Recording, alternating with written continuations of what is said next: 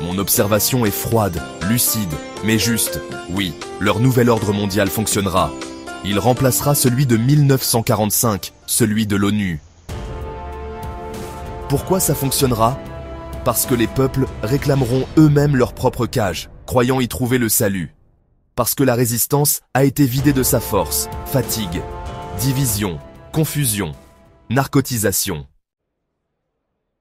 Parce que l'ordre mondial apparaîtra comme une évidence, une illusion si bien conçue qu'elle ne semblera même plus imposée. Voici les outils stratégiques qu'ils utilisent.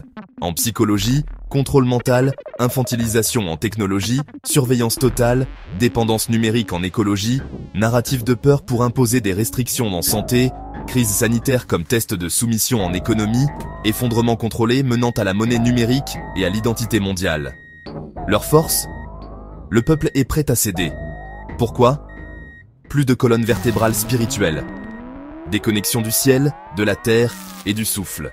Le confort a tué le courage. Ce nouvel ordre mondial ne soumet pas, il séduit. Il fait désirer la cage. Une foule court vers une porte dorée, qui se referme comme une prison. Le visage d'un enfant s'efface dans un masque numérique. Et pourtant, il reste quelque chose, vraiment. Une mémoire, une flamme.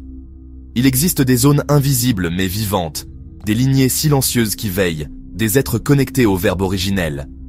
Ils ne sauveront pas ce monde, c'est vrai. Mais ils porteront le germe du suivant. Le Coran parle du changement. Il dit « Allah ne change pas l'état d'un peuple tant qu'il ne change pas ce qui est en eux-mêmes ». C'est dans la sourate 13, verset 11. Cela signifie que, le destin est entre les mains de Dieu, mais passe par notre effort. L'homme doit prier, agir, patienter. Le changement est un partenariat divin-humain.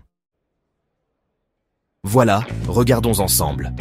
Quand il s'agit du contrôle et de l'oppression, le Coran nous rappelle que la tyrannie est interdite, donc il faut résister avec foi. Face à la manipulation mentale, il parle d'aveuglement des cœurs. Alors il faut rechercher la vérité. Pour la crise sanitaire et la peur, c'est un test de foi. Et la réponse, c'est la reliance à Dieu, la patience. Le matérialisme et le transhumanisme entraînent la perte du souffle. Il faut donc retrouver l'âme, le lien divin.